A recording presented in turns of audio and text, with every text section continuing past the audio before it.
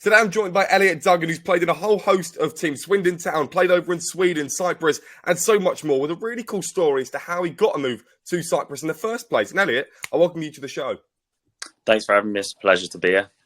Look, your career is really interesting. And when I was doing the research, when I was doing what I know about you already, it was really interesting to hear even more stories that maybe fans and players alike might not even know about you. Some of your teammates may not even know half the stories that you're going to come out with today. But go ahead and tell us about the time growing up in your household, because you're only 23 years old and you were born and I think you grew up in Bath as well. So born and raised in Bath, and like around there, it's kind of more of a rugby city. So football, especially when I was younger, was like, it was still big, but like the main sport in Bath is obviously the rugby team.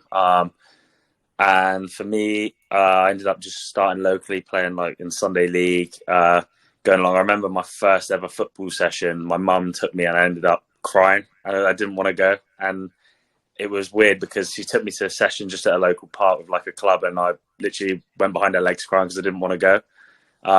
And then literally a day later, we went into town, into JJB, and there was a football there, and I was like obsessed. And then I got the ball, and that was it. Then it was literally like, it didn't leave my feet. Do you remember what position you started out in? Because for a lot of people, for strikers, they usually stay mainly up front or midfield. And for defenders, they usually always start up front and work their way back. Yeah, so I started off as a midfielder, like at my Sunday club, but I ended up scoring like 20 goals, 30 goals. And then it kind of, when I got to about 11, 12, they kind of went just kind of go up front. Because I've always been one of the biggest in my age group as well. Like even from when I first started, I was always one of the biggest players in the team. So yeah, I think scoring a lot of goals at a younger age kind of just ended up going right. Just get up front and score some goals. Obviously, you would remember now about the reason as to why you cried, but possibly it was because you were going into a new environment and maybe there was a bit of pressure from you that was possibly unintentionally given by your parents. Yeah, I think like that was more like me at the time. Like I'd never watched football before then. Like I couldn't like have told you a club, a team, a player or anything. Like, but it was weird because I think it was just that at a young age, going into a new environment, uncertainty and stuff like that. But then once I got the ball at my feet, I've just not looked back since, really. Well, a lot of players develop at the age of 13, 14, 15, 16. During those years for you, was that a really big, impactful time of your life in football? Yeah, so like for me, I've just always loved the game. Like from when I've started to now, like there's challenging moments in anyone's career, like you say, but like that kind of age bracket, I was playing Saturdays for a JPL side, Sundays for a Sunday league side, and then I was training Monday twice in the evening, and then training like on another day, like a Thursday. So I literally, and then at school, kicking a ball every day at lunchtime, playing with your mates, and just developing skills like that. So yeah, for me at that age group, I was starting to go into more development football, and then had a few academies going in there and places like that, which was a great experience for me and for my development. You got a scholarship at the age of 16 with Swindon Town. Is 16 quite late though to get into a professional setup of an academy? Because a lot of the time a lot of them start from the age of 4 or 5, but obviously that's just a bit of a hit and hope for the clubs. But for you, 16, is that too late or was that a good time?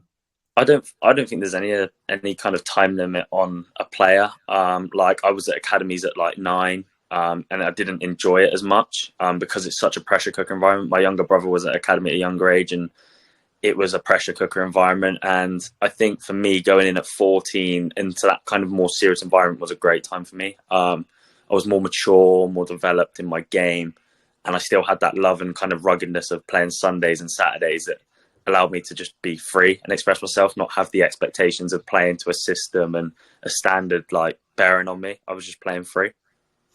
That's a really interesting point that you make, because Sunday League is obviously a lot different to an academy at Swindon Town. The pitches, the setups, the coaches, because obviously the majority of the coaches are dads of the players, and the pitches as well are nowhere near the standard of Swindon Town. Did you miss that because you were so used to it, or did you just miss it because there was less pressure and you could just be free? Like for me, when I was playing, I just wanted to score. Like for me as a player, like my favorite thing is to score. Like I could play terribly, but if I scored, I was buzzing, because it's just the best feeling, like any striker will tell you. And I just wanted to take that feeling into games and do it at the highest level that I could. And at Swindon, I had a choice of Bristol Rovers and Swindon at the time. And I'd been at Bristol Rovers, I'd done it all before, I knew all the boys and stuff, but I wanted a new challenge. And when I went to Swindon, I just hit the ground running. I loved it. I was working with Alan McLaughlin, who sadly passed away now, but he was a massive impact on my career and helping me get to where I wanted to be, ideally. Going into a professional setup at that age of 16, 15, 14, what is the feeling like going into that? Do you understand that it is as serious as it is, or is the mindset for you still to just go and play football and do your thing?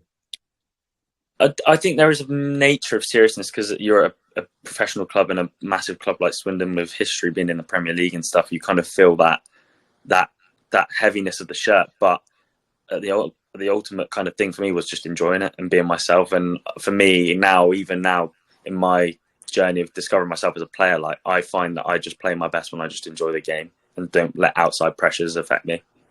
I've spoken to a lot of players now who've told me, so one of them was at Watford, for example, and they were telling me, it was quite a relaxed environment there. Every year, it obviously got a bit more serious as they got older, but it was also a time to have a bit more fun, and it was, a bit more of a relaxing environment. And then he went to another club, and it was the complete opposite, where it was a lot of hardcore. And obviously, a lot of parents now are really focusing their children, if they're in academies, to be this professional footballer, that everyone in an academy will be a professional footballer, which obviously isn't the case. But, some of these players are going for 4 or 5 sessions a week and training and constantly pressurizing these, from the parents, pressurizing these children. You've now gone through the professional ranks. Do you see these sorts of players who have the talent, but it's just the pressure that kind of gets to them and they fall off? Yeah, I think like my ultimate message and like I think my family's been really good at just letting me enjoy the game. It didn't matter where I was playing, whether it was a Sunday league side or playing a professional game. They just let me enjoy the game, and that's both sides of my family. Like, for me, I think that I see it now when I'm training. I do a lot of individual training in the summer myself, and I see parents taking 5, 6, 7-year-olds up training up at the local Astro, and they're there for an hour and a half, 2 hours. And I think like it's great that they're trying to indent the skills and stuff into players, but ultimately for me, I ended up playing in the playground, like playing after school, playing at clubs, just playing football as much as I can. But if you have an environment where a player enjoys it, they're going to get so much more like reward from it because they're going to develop and enjoy it at the same time instead of feeling like they're forced to do something.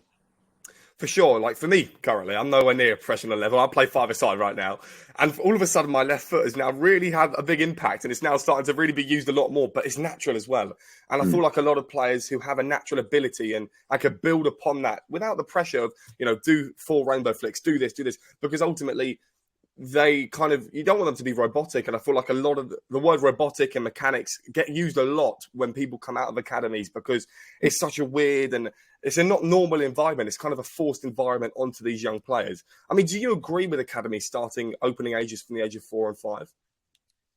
I think I get the appeal for the club. They want an asset that's there from the age of 4 till 18 going into the first team, and I can understand that completely. And then obviously the value of a player, if they do that, is massive for the football club, especially in the lower leagues. But I think it needs to be done in the right way if you have kids in at that age. I think it needs to be fun. It needs to be obviously training wise, but I think every kid and every person's different. Like some kids might love it being serious. Like I did love it as well, being like structured and having a routine and stuff. But for some kids, they might envy it, and then it might drive them away from the game, and you might lose someone that could be the next big thing in football because you're forcing them to be something that they don't want to be at an early age. The scholarship that you had at the age of 16, obviously that would have been just after GCSEs or in that whole period going into college as well. But legally, you can leave education. Is that something that you did to focus on football? Yeah, so like I took my college very seriously. Obviously, it's not like your normal college thing. You're going in twice a week. You're doing your sessions with 20 footballers. And you can imagine what a classroom's like with 20 footballers that don't really want to be doing education. It's going to be all about football, talking about training, talking about stuff outside of like college and football. But look, it's an important thing, and I think it's crucial, like that players have something else to have on the back burner as well. Like for me, it's something that I would be interested in, and I'm looking into doing and stuff, and having something to hopefully have after football, whether it's like, for me, I'm quite interested in football agency, looking into going into something like that after I'm playing, or coaching that I'm doing as well at the minute. So I think it's really important to have that stuff for the players. Again, a lot of things that I like to do in these interviews is kind of bounce back on previous ones, because a lot of you lot say very similar things. For example, there's professional footballers that are now ex-pros, and they've all told me that they didn't have anything to fall back on because it wasn't a big talking point back then. I feel like now it's a really big talking point for players to do their football now, but also fall back. There's a Stevenage player, for example, who now is owning multiple housing agencies because he needs something to fall back on once football finishes. And it's very unlikely. I mean, I just posted a video on social media. It's unlikely for players to come out of football with the money to be able to retire at the age of 35. It's kind of impossible for that. And obviously, you've not played for Liverpool. You've not played for Real Madrid, with obviously no disrespect to you, but it's quite an obvious fact that it's not possible to be able to retire so young. So for you to go into the agency, player agents, etc., you would probably do a decent job at that, right? Because you are a former pro by then.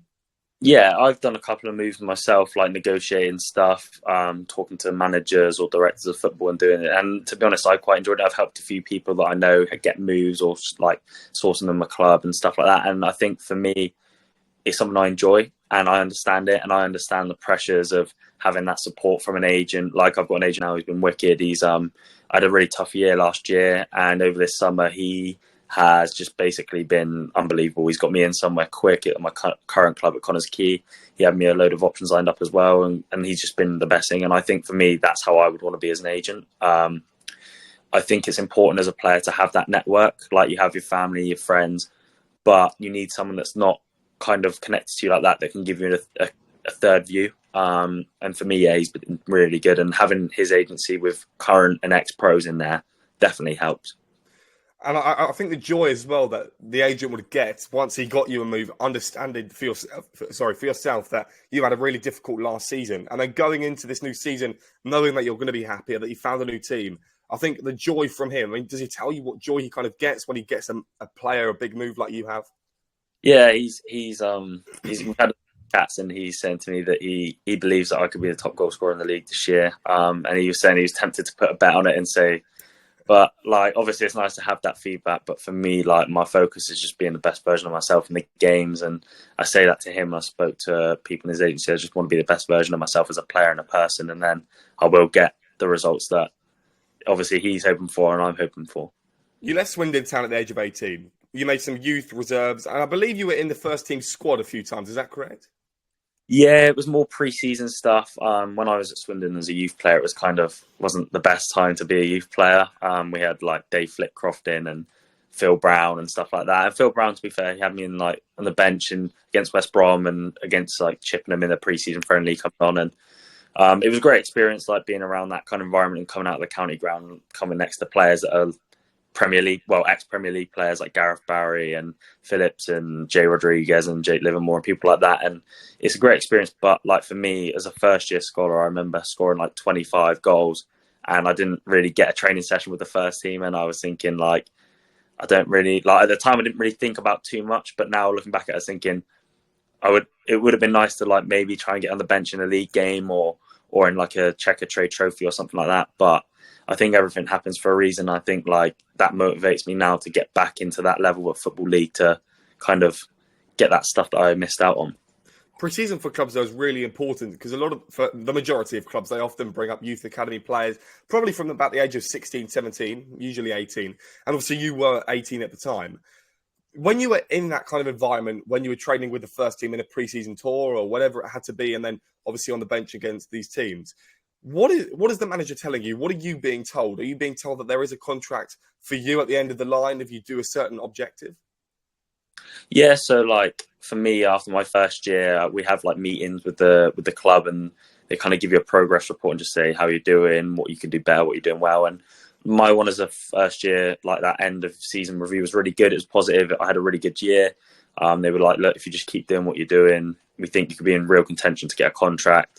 And you just need to keep developing, keep bringing your attitude and bringing yourself to be the best version every day, and you can get something. I was obviously, for me, delighted to hear that. But like, as I've learned in football, you have to take everything with a pinch of salt, and football's so unpredictable. Anything can happen. And I found out the second year, getting glandular fever and missing a lot of time in my second year kind of didn't help. And yeah, I think it's important to listen to like managers, senior pros, and now like people at my current club will tell you, or players that I've been at.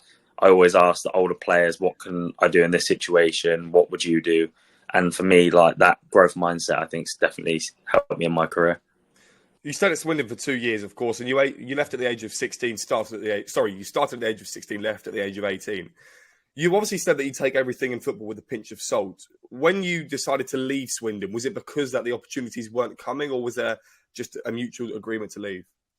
Yeah, it's just a mutual thing. At the end of my scholarship, it was kind of, look, like, we really like you. You've got ability. And I was told that if we had a 23 set up, or I had some more time to develop, then I would have been able to be kept on. But that isn't the case. It was jumping from 18s football to first team football. And they just thought at the time I wasn't ready. And I thought, right, obviously it's not a nice feeling. I was devastated because I loved Swindon. I loved my time there. But it was one of those things. It is what it is. And I was just ready to move on and just kind of show them really that what I was about.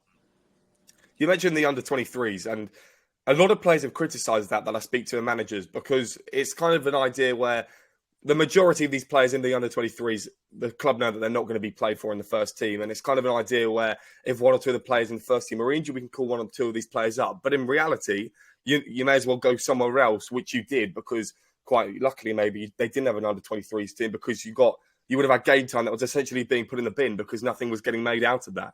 You ended up moving to Sweden. I mean, before we talk about the time that you had there, how did you get the move over there? Yeah, so the LFE do like a player pathway program, and at the time, it was something that I was interested in. I didn't want to come out of full-time football.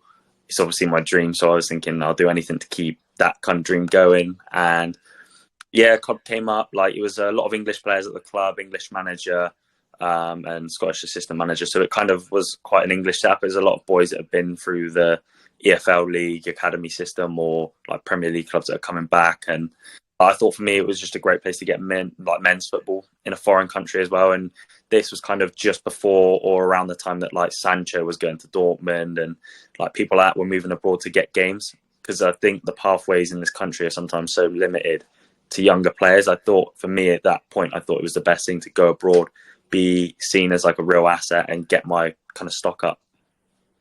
That is really interesting, because if I was a professional footballer, I'd love the idea of being that professional player abroad, because everything's just better. No one wants to be in the UK. Come on.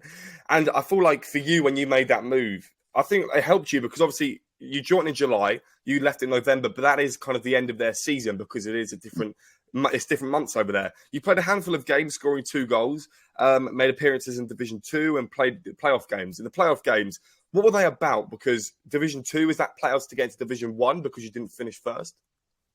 Yeah, so it's a weird thing over there. So Division 2 is Division 4, so it's like League 2 in Sweden. So it's completely like confusing. But yeah, so because Sweden's such a massive country, you have a North and a Southern League, and I didn't realise how big the country was when I got there. So we were doing like a 14-hour each way bus drive to games, like staying overnight. And like I just look back at it now and think like it was such a good experience. But like the playoff games over there are just like, you play like one team from the north will go and play a team from the south in a semi-final, and then it goes into a final of either 2 northern teams, a south and a north, or 2 southern teams.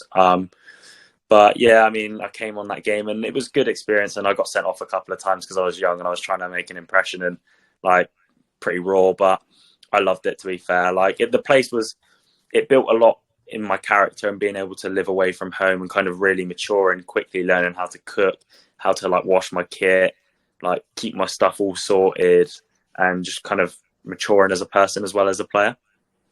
You mentioned about impressions, and maybe the impression for you wasn't to get a red card, but somehow he just happened to do so. One of the impressions that I saw, I think it may have been 2 seasons ago, was from a Manchester United player by the name of Hannibal. He came onto the pitch against Everton, and oh my word, I've never seen a player put so much effort in. Like, I know everyone puts effort in, but this guy was going in for challenges. He was running non-stop. And for someone as a spectator, because I'm nowhere near a Manchester United fan, I really respected that, because I feel like we're losing that in the game. And I think we can talk about it now with social media. I feel like that's a really big impact, where players in the Manchester United Academy, or the guy 14 years old signed for Manchester City from America, got 500,000 followers on Instagram. And he can fall back on that and, oh, look at me, I'm this professional player now. Manchester City are after me. Do you feel like players like Hannibal at Manchester United are now one of a kind because players are maybe getting a bit too cocky and think that they're the professional player when they're nowhere near? I agree with what you're saying. I think social media is a massive thing. For me, I kind of try not to be active on social media in terms of posting a lot of stuff. I'll post a couple of bits and stuff, but for me, I think social media is just showing your highlights, your best bits, and you don't see a lot of stuff that goes behind the closed door, like all the setbacks, all the struggles and stuff. And I think for kids these days, they see Premier League players wearing designer clothes, designer shoes, having a Lamborghini, a Ferrari, and obviously it's a great lifestyle and stuff, but it's not real to a degree. It's so hard to get that lifestyle, and to anyone who gets that lifestyle, it's fair enough. It's you've done well to get there and stuff. But for me as a player, I just focus on being the best version of myself every session, every game, and just putting in 100% work rate, because that's something I've always done. I've never bombed off a session or a game and felt throwing my arms about, and it's frustrating. There is times you get frustrated, but I think for me the bare minimum as a footballer, and any footballer who will tell you this, is hard work. And that for me as a United fan as well, I want to see him come around kicking people, especially Liverpool players. That made me pretty happy to see. Well, I don't think you can see, but I've got a Harvey Elliott shirt up there, so I am a Liverpool fan. Now, there's a lot of players on social media now who are kind of documenting their journey. So Andrew Smith, for example, who's out at Bath right now, he documents his journey and he shows the highs and the lows and the nutrition side of the game, which again doesn't get spoken about too much. And it's just one of those inspirational athletes who aren't playing at the highest level, but they understand that it is a journey, it's a long process. And there's players that I've interviewed that are content creators who are documenting their journey because they need to show the next generation that if you're the professional player with that status that you are a professional footballer, you're not at Real Madrid, you're not getting £50,000 a day. It's not as plain, it's not black and white as that can be. Obviously, it's what the top 1% of those players in academies get through to a professional status. I'm sure less than 1% make it to that top level, because obviously professional teams, fourth division in Cyprus, are professional, Talk to me about the time then, because this was during COVID. This was just at the start of COVID, the end of 2019. Especially in China, it was going quite bad. And Sweden were really late to close everything. And you temporarily worked for Royal Mail during this time because you were in the process possibly of trying to find out your life. I suppose everyone was a bit unsure as to what was going on. Yeah, so for me, I came back from Sweden. I played a couple of games for a local team just to keep fit and be training there. And then obviously lockdown happened, and I was kind of stuck in a situation that's horrible for a footballer. No club, no income. Luckily living at home with my mum and my family. And I was like, right, what am I going to do? I need money. I need to live. Obviously it wasn't going out and doing stuff like that, but it was just I need money to pay bills and stuff like that. And to be fair, I was a bit oh God, I'm coming out of football to work. And that was a brand new experience for me. And I was like, how am I going to feel about that? And I was kind of worried what everyone's perception is of being a footballer coming out of full-time football into a regular job. But to be honest, it was actually, I loved it. I was getting out, the weather was good. I used to set myself competitive challenges. I wanted to be the first one back every drop. I just wanted, it was keeping that competitive edge in myself. And for me, I ended up loving it. And I thought, do you know what? As much as it was a weird thing, and I was so worried about how everything was going to be perceived and how I was going to feel and whether I was going to get back into full time, I thought, I just need to be present and just enjoy what I'm doing. And to be fair, I think that really helped me deal with that kind of scenario a lot more. In COVID for Royal Mail, of course, they're touching every sort of parcels. Was there sort of procedures that you had to go through to try and keep as COVID free as possible? Yeah, it was literally God, I must have drowned in hand sanitizer. I don't know. And then I was just spraying myself after every delivery, and my hands were they were just getting harder because you're washing your hands every second. And I'd come back home, my mum would disinfect me with the spray and stuff and all that, and I'd go have a shower. But it was a strange time. But now I look back at it and think it was actually quite a fun time as well. Looking back at it. It was really alienated as well, wasn't it? We were so caught up on the fact, maybe some people call it propaganda, those really crazy people, but obviously it was a virus that was killing many people, and the vaccine rollout happened really quickly as well. But a lot of people had to put hand sanitizer on constantly because they had parents that were vulnerable to dying if they got the disease. For you to be one of these people that was still in work, because otherwise the whole country wouldn't have been able to process without Royal Mail. What was that feeling like? 'Cause it was a really hot summer as well. You mentioned that it was a fun time, but obviously in the back of your mind, you still got to be careful that there's a virus going around that's killing people. Yeah, no, and like it was serious as well, and wearing masks to do like deliveries and wearing gloves and wearing protection and all that stuff, and making sure it was all done in a safe way, because obviously I didn't want to contract anything to bring back into my house and then affect anyone in my family. But it was one of those things where I thought, like, I didn't really, actually, to be honest, I didn't really think about it. Like, it was only when I was doing a parcel delivery and when we were allowed to do like one walk a day, and I had a lot of people just saying thank you to me. And I was like, for me, it's not really like, I didn't think it was a serious thing. Like when there was doctors and you had like police, fire and like fire brigades and stuff working. And to me, I felt like I was literally just delivering a parcel. But then when you think about it and think like I did help during like a tough time, and being technically a frontline worker, I mean, it didn't feel like that for me personally, but it is like a nice feeling knowing that you contributed during a hard time. Absolutely. And of course, that takes some nerves as well to go into a frontline work during this time, because a lot of industries were closing at this time where, you know, the barbers, for example, I remember the first haircut I had back, it was through a barrier. It was really weird. And obviously, but these are memories that, of course, we'll tell our kids later down the line. And I'm sure it will be documented heavier in the next few years, documentaries or however it may be. Of course, then you got to move via social media, via LinkedIn, which is a thing that I like to brand a lot because I like it a lot. It's a really good platform. And yeah, I mean, I don't want to ruin the story for you. Go ahead and tell us what happened. Yeah, so I was working and I just finished one day and I thought, I just really want to get back into full-time football. I didn't have an agent at the time. I didn't have any contacts. I didn't have anyone to speak to. So I was like, right, what can I do? And I was speaking to a friend of mine who put me on LinkedIn a while ago before COVID. And I was just kind of like, oh, yeah, cool. I'm not really too fussed about it. It's one of those things. And I was like, right, let me just take this quite serious. I'll see who's on there. And I ended up doing like, it must have been, I don't even know how many hours, like researching clubs, staff members, board members, players, agents, scouts, like anyone.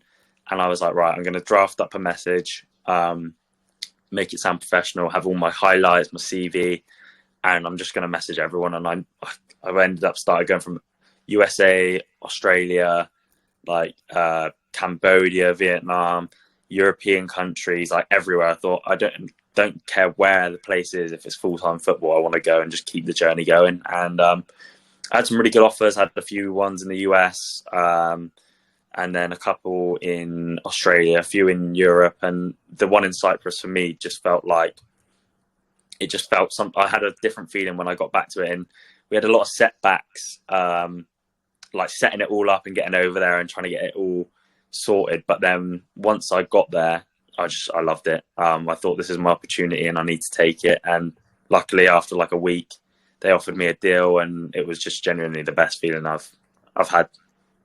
Surely a really good feeling, though, is to know that all these clubs are after you in multiple countries and multiple continents. And you may sit down at the end of the week when you feel like you've got, because obviously you were doing it a very different way. You sit down at the end of the week and think, right, I've got 5 or 6 clubs that are after me here. I can go to America. But America, why not America? Why was that not right? That would have been, I think, for me, a really great move.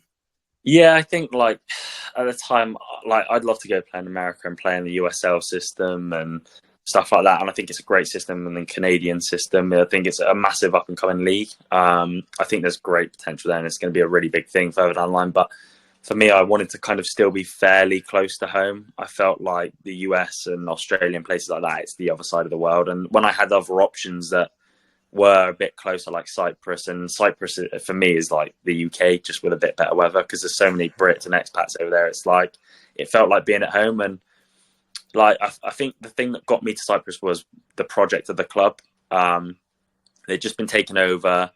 Their goal was to get to the first division and compete in the European competition. And for me, I wanted to be a part of that. And I thought, right, I can set my name in history of this club and be a big part of this club getting to where it wants to be. And I mean, it was a tough year with COVID, and we ended up suspending the league and doing stuff like that, not getting to where we wanted to. But we still ended up getting like 30 games in, and I ended up just loving it and scoring so many goals and getting interest from Division 2 clubs, and end up having a trial at Division 2 club. But unfortunately, with COVID, they were getting taken over by another ownership, and they cleared house, cleared everyone out, and that was kind of an unfortunate thing. But I think again, it's happened for a reason, to get me to where I am today. I mean, you scored 24 goals in 30 games in a COVID-impacted season where I'm sure there would have been restrictions on training. I mean, I spoke to someone the other day, and she was playing over in Sweden, I believe, at the time, and she had to train.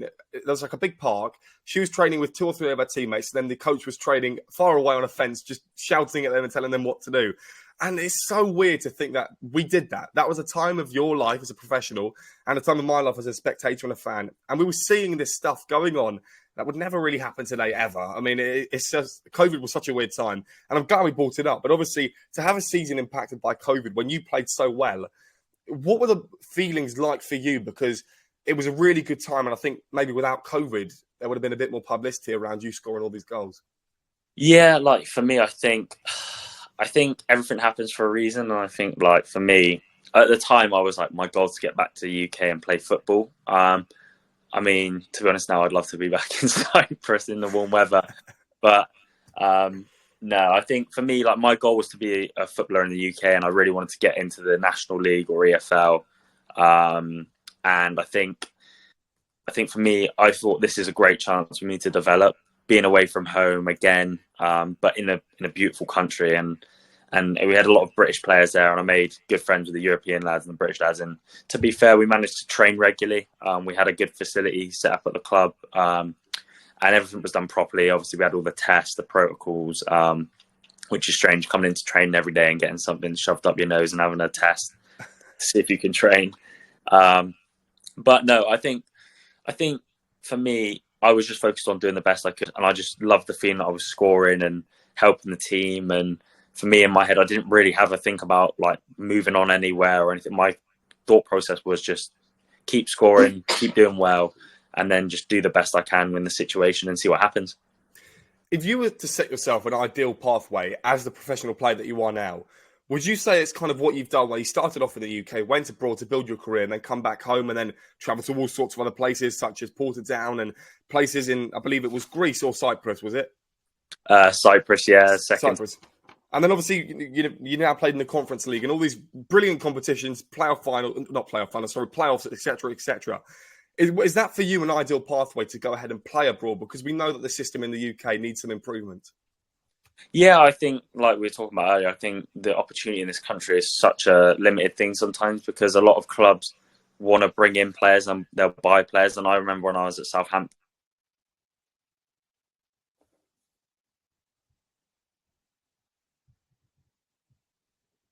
boys there who were at the club for a long time after I'd left, and I don't think any of them got a scholarship. They were literally booted out the door, and they bought in players that they bought from abroad. And I think that's a Premier League club that they're trying to bring in as much talent and sell it on for profit and stuff, which is, I completely understand. Like, but I think this country, we don't promote a lot of youngsters. And you look at Phil Foden coming through at Man City, Rashford coming out of Manchester United, and people like that. I think there is talent in this country. It's just the opportunities are limited. Look at Jadon Sancho coming out of Man City and taking the decision to go play abroad. I think it's one of the best things he's done. And for me, I agree, like, playing abroad is one of the best things I've done, because you are treated like differently. Being an English player, people see you differently, which is quite strange. I find it a really weird thing, but yeah, no, I loved it, and I would do it again. I think with Brexit now, it's harder for those players to go abroad if they haven't got an EU passport, and obviously that's kind of frustrating. But yeah, if for any young players listening that can go abroad and have the opportunity, I would definitely recommend it to boost your career and get you to where you want to be. I've just paused it for 2 seconds because it keeps giving me a notification. I think you had the call there, so I'll cut that part out. But also your storage as well. But then also upon that, it says that you're only on 14% uploaded, which is not great, because that would mean you have to leave your phone on for a few hours at this rate, I think, because the service from your end isn't great, or the Wi-Fi. Yeah, I'm on 2 bars of service here. I'm in my agent's static caravan at the minute, while I'm sorting out a place. What I'll do is I'll try and clear some stuff to take your time. Take your time. Just so it runs a bit smoother. I don't know why it's doing that. To be fair though, All the storage on it, but I should be able to get the yeah. thumbnail. Let me just clear a few bits. I should be able to get yeah.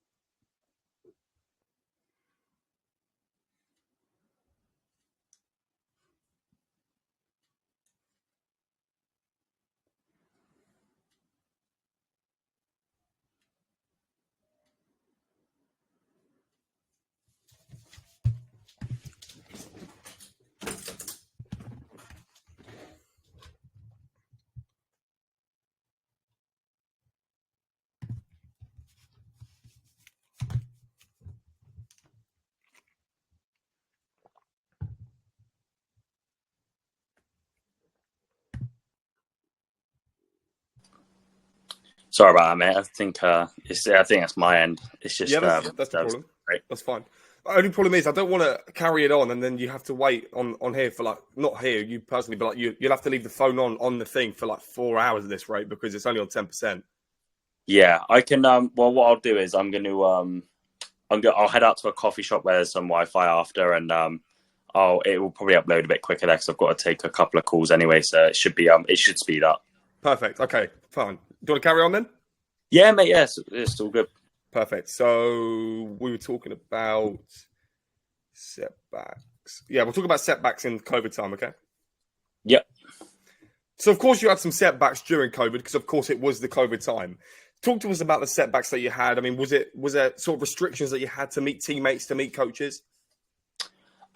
Yeah, so we had to have like certain members of staff like, on buses, and you can only have so many players on a bus, and you had to wear a mask everywhere you went, and you had to be PCR tested for games and stuff like that, and which was just crazy doing that like regularly, and it's not a nice feeling for everyone who's done it. Like, you know, the feeling, it's just not nice. But yeah, it was interesting. Like, to be fair, training wise, we kept it. It was pretty bog standard. It was pretty normal.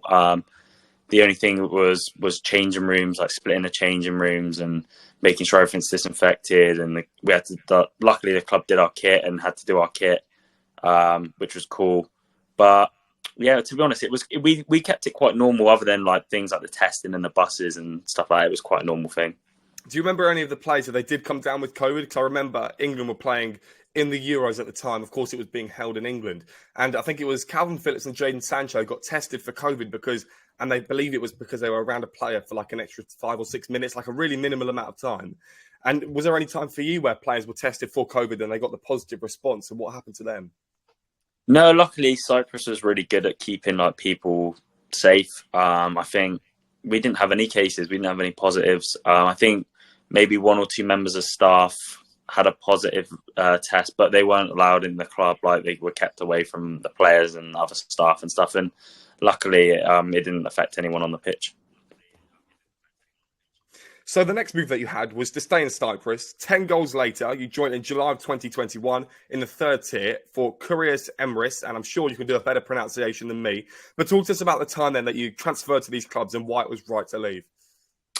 Yeah, so the club at Apia, we just kind of mutually agreed that it was best that we both kind of parted ways. I wanted to kind of move elsewhere, and and I obviously had interest at clubs, and it was a busy summer for me speaking to clubs. But I think at the time I had a few interesting bits, and I ended up joining a Remis chorus, and it was a good time. Like, it was an interesting time. It was interesting for myself and how I handled certain situations coming up there and things going on behind closed doors. But yeah, luckily I had my partner over there. She moved over with me, and like, we made the best of it at the time, and it was a lovely place to live. And you scored 10 goals as well. Again, it was during COVID. It was when we were kind of coming out of it now. I think towards the end of your time there in January 2022, that was the kind of year where we started to really get back to normality a bit more. I think there may have still been a lockdown in 2021, but 10 goals that you scored there in the third tier.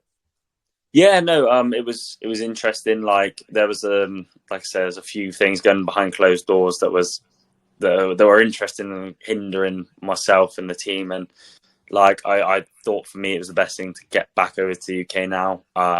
And funnily enough, I left the club. We decided to mutually terminate my deal. I just didn't feel like it was the right fit for me. And that's one thing I feel like, if something's not right, then I'm happy to let go of it. I don't want to stay there for the sake of collecting money or just being there to have that kind of title of a footballer. And I decided to leave.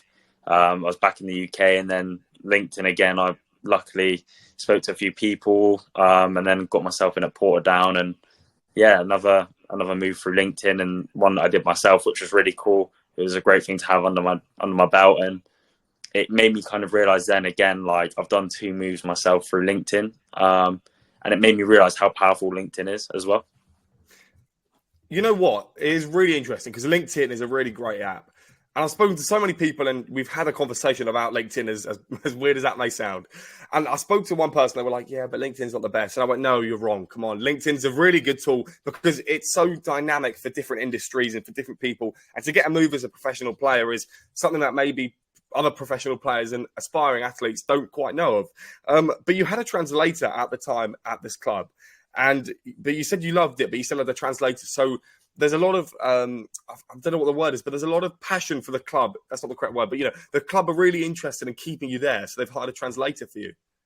Yeah. So like, it was a weird like story in pre-season, like over in this country. Like, pre-season for us is like, it's getting fit, it's getting your minutes and getting your ball work in and getting fit, ready and geared towards the season. When I was over there, I came back, I was fit. I've been doing all my off-season work, like running 3 times a week, doing my gym 3 times a week, and came back over there. I was flying, and I remember, like, I was running around. We were doing like this fitness drill, and I was lapping people, and I just remember seeing the coach going like berserk, and I was like, right, what's this about then? And the translator had to come to me, and he was like, you need to slow down because you're embarrassing everyone and everyone's getting frustrated. I was like, which was quite weird to me, because over here, if that was the case, you'd be applauded for it and shows that you've been doing the work. But over there, it was seen as like disrespectful to the players that you're kind of fitter than everyone else, which was quite weird. Whether that was just a club thing or a cultural thing, I'm not too sure. But yeah. So technically, then, in this kind of area, we could take a club in Cyprus. We could get them really revved up for the season and go into the season with a really fit team, and they would be a lot fitter than other teams in the division. Was that a disrespect to the players from the coach's perspective because players hadn't trained in the summer? Or was it just a disrespect because naturally, I don't know, the Cypriots don't train as much as the English? I'm not too sure on that kind of side of things, but for me, like, everyone's professional, everyone takes it very serious and stuff. And I think, like, when the translator was saying to me, it was more he didn't want people running to try and catch up and get injured, which I was like, okay, that's fair enough. But it was a strange thing. But again, like, it's an experience, and it is what it is. It's one of those things that's happened for a reason. It was just another experience in the book. So you moved to Portadown next, and of course, it's been in the news a bit now because of that TikToker Brandon Dow has gone there, and there's been a bit of criticism at his behalf, but I think he's done a great job at getting that professional contract. You joined in January 2022 and left in May, so it was a short-term deal, and you finished 5th in the relegation phase. But before we talk about your personal time there, talk to us about the league, because everyone plays each other a few times, and then you go into like a relegation and championship playoffs. Yeah, so it's quite similar to the Welsh League, because you haven't got like 20 clubs like the Premier League. It's like, I think it's 12 clubs. So you have a top six and a bottom six split. So the top six are obviously your massive clubs, like you've got Glentoran, Larne, Linfield, and places like that, Coleraine, and then your lower end of the split is like clubs that are just in and around relegation or mid-table, and a lot of the time that top of the lower six is to go into the top half, and then you have a chance to go and play for Europe or finish in a solid position, which makes the league interesting because you end up playing people, I think, potentially 3 or 4 times. But again, like it's different and it's a cool experience. So when the next round gets done and you've got the playoffs of the top 6, the bottom 6, there's no moving in and out of the 2, is there? No, so it's kind of like 2 individual tables. But if you finish, I know in the Welsh League, it's if you finish top of the bottom 6, you go into the playoffs against like the lower end of the top 6, and it's a playoff to get a European spot. Oh wow! So technically, you could have a really poor season and all of a sudden have a really good burst at the end, and then get in the next competition for Europe. Yeah, exactly. It's a crazy thing, and I think it's good because it keeps all the teams, even if you're in that bottom 6, motivated to go and play for something in a playoff. And it's great for the clubs. Obviously, it's great for the leagues to get clubs into Europe, and it promotes the league as well. I mean, you had a short-term deal there. You only played 6 games. When you go into a football club, I'm sure the majority of their players are expecting to be there for a few years. And then, again, it is kind of the professional leap where if you sign for Manchester City, you'd hope to be there for 5 years. If you get Portadown, you're going to probably be there for 2 or 3 because managers change, players change, etc. You were only there for 6 games. I mean, what happened in those 6 games that made it not good for you? Yeah, it was one of those things. Like a manager brought me in. We had a great chat, and he was a former striker in the Football League, and we had a chat about my goals and his goals as a manager, and felt like we had a really good click, and like we had a lot of similarities in how we wanted to achieve things and how we would play the game, and his style, my style. And I was looking forward to working with him, but unfortunately my international clearance didn't come through, so I couldn't play a game for him. And the first game he got sacked after I was there, so I didn't get a chance to work with him. And a new manager came in, and it was just one of those things that it didn't really work. We didn't see eye to eye. So then you moved after those 6 games to Haverford County in September of 2022 and left in June of 2023. This was another league with playoffs. You finished 7th in the regular season and then 1st in the playoffs. So again, talk to us about the whole system there with the playoffs and what first got you.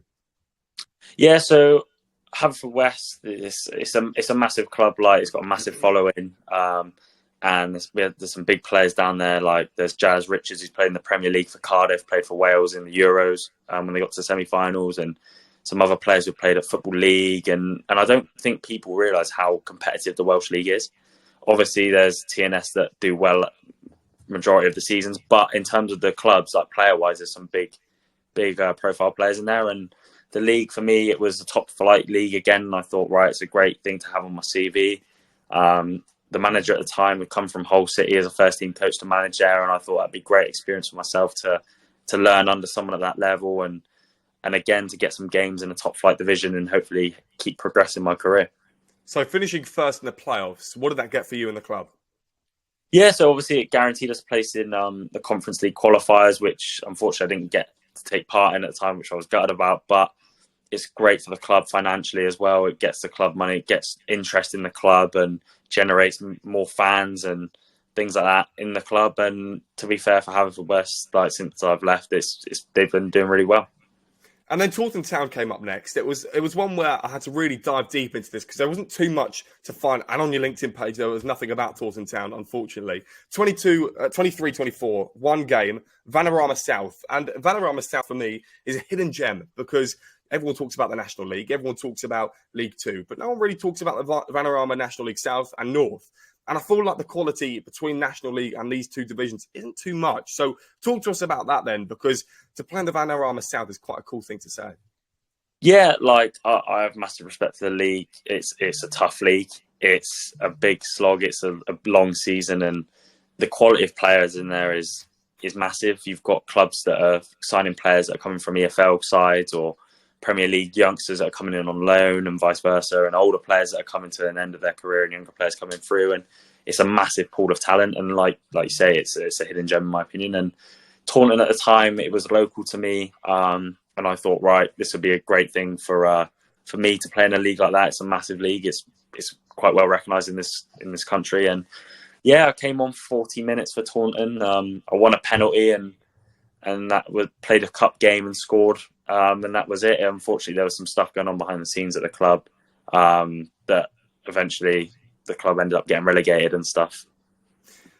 I mean, the Vanarama National League South and North, again, is it really interesting because is for the Premier League, if clubs don't have too much of a fan base, for example, if Bournemouth with a really small capacity stadium, they're not getting as much money as Manchester City, but I feel like the gap in these National League sides are really big. I feel like, for example, Barnet have a really big stadium, but sometimes they don't have great support. But then you look at Oldham and Southend who have brilliant support, and it's a really big financial game where if a club doesn't get that support, even by a couple of hundred fans not turning up, it's a really big impact for the players that they can sign and everything else in between.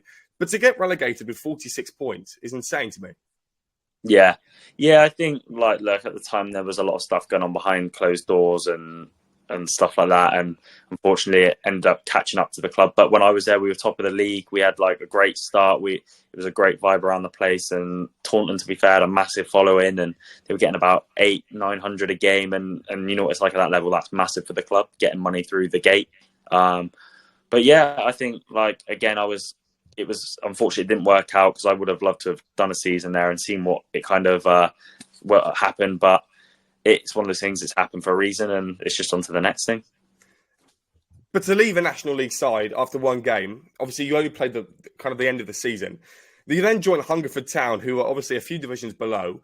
But I think you decided that was your setback. You needed some time to kind of take a bit of a not relaxing, but, you need to reset your footballing goals and ambitions. And you joined in February of 2024 and left in June. So it was kind of the end of the season. You finished 8th with 64 points and you played in the Southern South tier. So go ahead and talk to us about that time, especially with you battling stuff mentally as well. Yeah, like for me, I loved my time at Hungerford. Like working with Robbo, he was great for me, and the players there, they were amazing. And again, some senior players like Ryan Clark had a great career in the Football League and stuff like that. And we had the top goal scorer in the division at the time with Conor McDonough and great players like Ellis Watts and people like that. And for me, being in that environment, I just loved my football again. Like working with Robbo, he just put an arm around me in a tough time, and he just made me love my football again. And that's as simple as it is, because players, you mentioned earlier about just wanting to play football. And I feel like, again, we talk about the professional level and we can mention names, Phil Jones, just to name one, sitting on the bench, earning millions of pounds a week. But those sorts of players can be replicated in other divisions, especially players like Mudrick getting 5-6 year contracts. It's a dangerous game to be playing with players. And obviously, playing for teams in the Vanarama South, North, you don't get that too much. I feel like there's contracts that can last 1 or 2 years and some of them are still semi-pro. But for you just wanting to play football, that comes over everything else, doesn't it? Yeah, like, look, as a footballer, you want to make like a livable wage and stuff and things like that. And don't get me wrong, if you play at a massive club making massive wages, it's amazing. But for me, and I think every player, even if there's players at the Premier League clubs, they want to play. That's the best part of the job, is stepping out on a Saturday or a Sunday or a Tuesday and playing in front of the fans. And like we've seen in COVID, we realised how important fans are to the game. And for me as a player, I love playing in front of a big crowd. I love it when I'm getting stick. I love it when I'm getting praise. It's either as a player makes you or breaks you. And I'm one of those players that just loves the environment. You mentioned that you get stick sometimes, and you like that kind of the game. Why? Why did you like players that maybe don't believe in you as much as you or other people do? I think I got a great story from Hungerford. We played Poole Town away on a Tuesday night last season, and to be fair, Poole's a really big fan base down there and a big stand behind the goal. And I was on the bench, and I was speaking to my mate at the time. We were 1-0 down. I said, I'm going to come on and score and just shush them. They're giving a lot of stick to the players and the manager, and I scored one, and I ran straight behind the goal and shushing them and getting everyone wound up, and then it kind of spurred the team on, and I ended up grabbing a second and doing it again, and then they were getting some choice words put towards my way. But again, it helps the team. Like I think that gives us some motivation to prove them wrong, and kind of. And in football, it's like there's a certain word for it, but I think in that it's a massive part as well. I mean, look, when Trent Alexander-Arnold scores his one season wonder goal, like Chamberlain used to do, he'd go over and he'll do, sorry, but it has to be done because it is part of his celebration. And of course, it is quite funny to see some fans having such. Of course, you have passion in the game. I understand that, but I don't understand those fans who go that extra step that could be a bit unnecessary. Because at the end of the day, you're still just a person at the end of the day, and whether it's at the level that you're at, whether it's at a high level, lower level, it's all the same. You're all people at the end of the day. But now you're at Connors Quay, and obviously you joined in July of this year. So the season, you played 2 games already, and we're going to talk about these 2 games that you played. 32 minutes in a 1-0 loss against your old team, Haverford.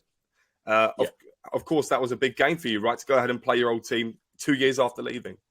Yeah, like obviously you have those things that you want to win the game and you want to score and do these things. But for me, like I'm now massively on the mental side of the game. I'm massive on being as best version of myself for the game. And unfortunately, it wasn't to be. It was just one of those games where we just couldn't get it over the line. And to be honest, to the boys, we've had a great week in training this week. We're playing tomorrow at Aberystwyth on a Friday night and under the lights. And I'm just looking forward to the next one.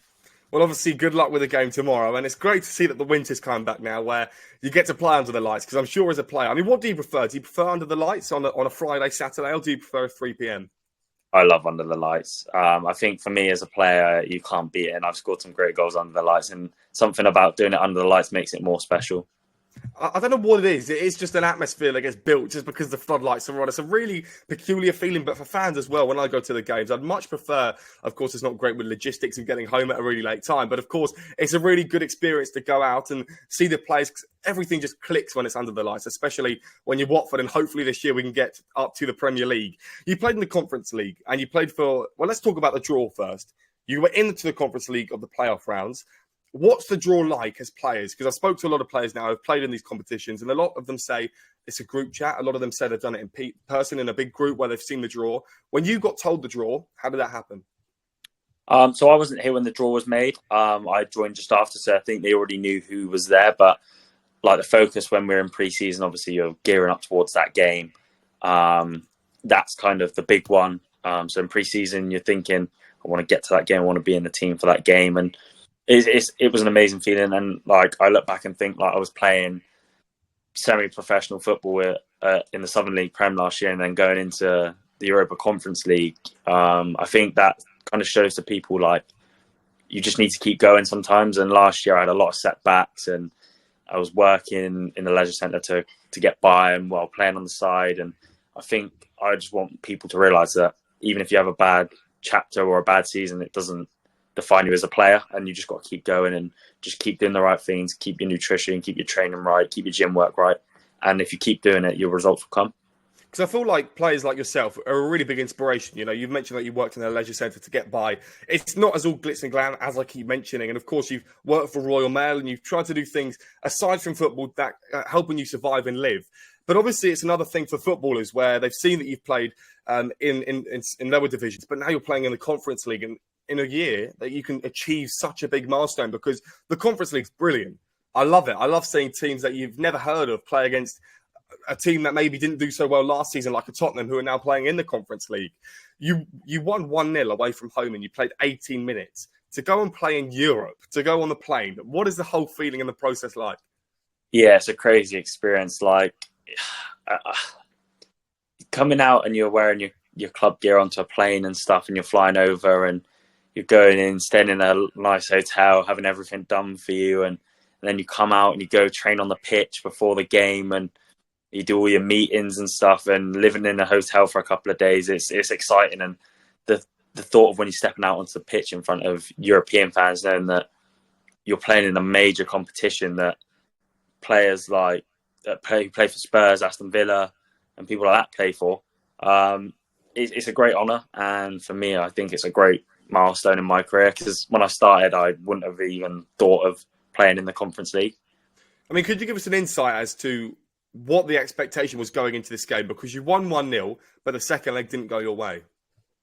Yeah, it was a tough one. Like for us, who we played, NK Bravo, they were a good side. They were very fit, very technically good. And I think for us, we would just, the first leg we really played well. We ground out a result. Like when I came on, I did my job. I was holding up the ball getting us fouls, getting us up the pitch, just pressing, being awkward, being horrible to play against. And in the second leg, unfortunately, we conceded in the 89th minute. I had a penalty that I felt was a clear-cut penalty, didn't get given, and that's one of those things. And we were just grateful to have the opportunity to play there. And if we had won, it would have been great for the club, great for us to get through. But like I say, it happened for a reason, and now we're just focused on the league campaign. Well, of course, good luck with the league campaign, because that is all yet to come. I'm sure the Conference League would have been a really cool thing to have. You lost that second leg 2-0 after extra time at home, but you played 57 minutes. To lose in extra time, I mean, what is the whole feeling like? Because I'm sure once it hits the 10th minute into extra time, 15 minutes, everyone's kind of thinking penalties, here we come. Yeah, like for us, I think we were tired as a group. We did a lot of hard work, and that's from the first leg as well. And the quality of NK Bravo showed in the end, which they were a great side. I'm not taking anything away from them. It was a horrible feeling to lose as a group like that, because I felt like we worked so hard and did so well to get that result away from home, and then to lose it in the 89th minute to take it to extra time, and then in 100 and something minute to concede. It's a horrible feeling. Well, now we've spoken about your career, the last thing to do is to build you a FIFA card, which is becoming quite popular on this channel. I don't think you've yet been in the game, but I'm sure it's only a matter of time. Yeah, hopefully. That's my favourite game is FIFA, so I'm hoping to be on there. Well, let's go. Let's build you it. So, of course, pace is a striker. And I like to go into depth when we talk about this, because a striker can be an advanced forward. They can be a poacher. They can be fast. They can be slow. Look at Giroud. Look at Mbappe. So what sort of striker are you? What would you give your pace? I'm quick, but I'm not lightning quick. I'm quite honest with that. I'm quite a powerful runner. I'd probably, if I was on FIFA, I would probably give myself like a 70. I'd be around that Harry Kane territory. I wouldn't be rapid, but I wouldn't be slow. I would be like. But is that side of the game that you want to work on? Are you not too bothered by that? Yeah, I work quite hard. Like gym, I go to the gym regularly. I speak to the sports scientists at the club. I'm speaking to them about doing extra sessions and working on my sprinting technique. I work hard in the summer doing my sprint work. Like this season, I was running with 2 parachutes on doing half pitch lengths. Parachutes? Yeah, so I work quite hard on stuff like that. And for me, I'd obviously like to feel quicker and more agile on the pitch, but it's just one of those things. I've got to trust the process and know it's going to come in, and the hard work pays off. Yeah, definitely. Shooting. I mean, to get 25 goals in a season, you must have that quite high. Yeah, for me, if I was going to be really, really, really honest, I would probably give myself like 80s in the 80s. I'd love to have 99 shooting, but wouldn't we all though? Wouldn't we all? I mean, passing as a striker, again, this can change because some players like to hold up the ball, as you said that you've done in the past. Some strikers maybe don't pass, and maybe they're just play me through on goal and give me a chance. Yeah, like I in my career, I started off like that second striker, just give me the ball and slid in and stuff like that and put me into chances. But now, as I've got older, I've learned to play those passes, how to play those passes, and I appreciate the weight of pass and like the angles of a pass and stuff like that. And that comes from that education at Swindon and places like that. And I think that's the big thing in my game now is learning how to play through balls to wingers running off me or people making third man runs or linking the play to switch it and stuff like that. So I think like it's a decent part of my game. It's not the major part, but I'd give it like a 75, I reckon. Again, dribbling, because these cards can vary so much. We look at Giroud. He can't dribble. Mbappe can dribble. Nunez probably can't dribble, but other players can. Gakpo can dribble when he plays centre forward. As a striker, there's so many different roles. I mean, what would you put dribbling as and why? I think for me, I've been the 65s of dribbling. Like I can dribble, and if I get the ball slipped in, I like to run at people and get at people. But for me, it's not a major part of my game. I like to try and use more of my movements, like getting into the box, getting movements down the side of people for crosses and getting shots off. And I think dribbling for me is not really a major part of my game. Defending, I mean, you're holding up the ball, as you said. You need some sort of defending attributes for that. Yeah, I think I'd be in the low 40s. I hate defending. I'm not gonna lie. Up end of the pitch. And last but not least, physicality. Again, something that is quite necessary now for a striker as the game evolves. Yeah, I think I'd be quite high physicality wise. Like I'm quite a strong lad, and I like when I'm playing to use my body to shield the ball and put my strength about. I think I'd be in the mid 80s, probably an 85 for my physicality. Elliott, what a pleasure it's been talking about your time playing during COVID, Swindon Town, getting a move via LinkedIn, well, 2 moves via LinkedIn, Portadown, Vanarama South, Conference League, building a FIFA card, too much and so much more. And Elliott, I really thank you for joining me today. And of course, best of luck for the season and beyond. Thank you so much for having me. I've really enjoyed it.